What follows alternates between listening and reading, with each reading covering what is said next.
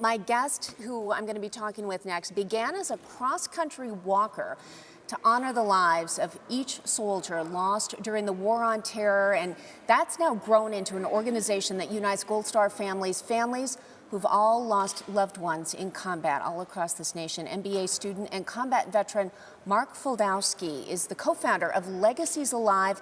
It's a nonprofit that identifies the legacies of fallen heroes and that creates permanent memorials for them in their hometowns. And since its inception, Legacies Alive has reached 526 Gold Star families, logging a total of, more than 6,600 miles and raising more than $340,000 for the cause. Thank you so much for joining us. It's really a privilege to have you here. So you have come to Notre Dame via West Point for your undergraduate, yes, and then 3 tours of duty in the military in both the Middle East and Afghanistan.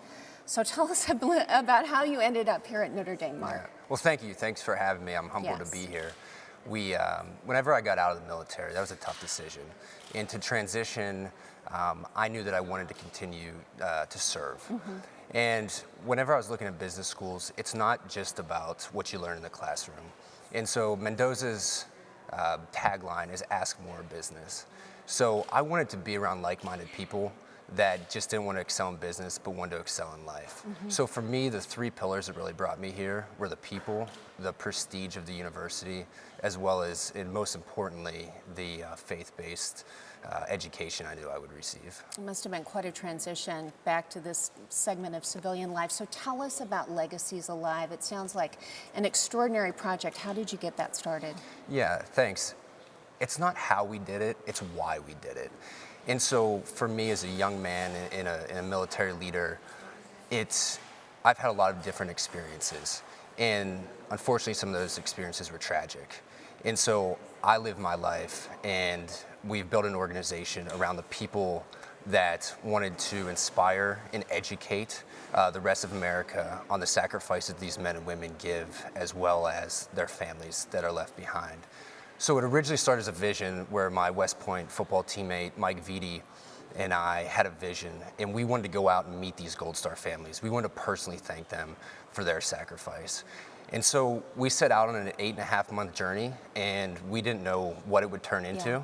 Yeah. It started with 3 guys in a Ford Explorer. Okay. But really just leading into a 501c3, but also a calling in life. And we're looking at a map here, Mark, of kind of your journey and that Ford Explorer and beyond. That's really impressive. So how many families have you been able to touch? And tell us about these memorials that you are helping to build in the hometowns to remember some of these young men and women who've lost their lives serving their country. Right. So Legacies Alive, we build these memorials, but we have these legacy challenges where we can raise the awareness and the money to build these projects. And so 2 aspects. One is the legacy challenges allow us to, it's a platform for us to go out and meet the families, raise the awareness, and then we take the money and we build legacy projects. So we want to honor the men and women, how they lived. What were their contributions to their family, to their community, to their country? Not how they died, but how they lived. Right.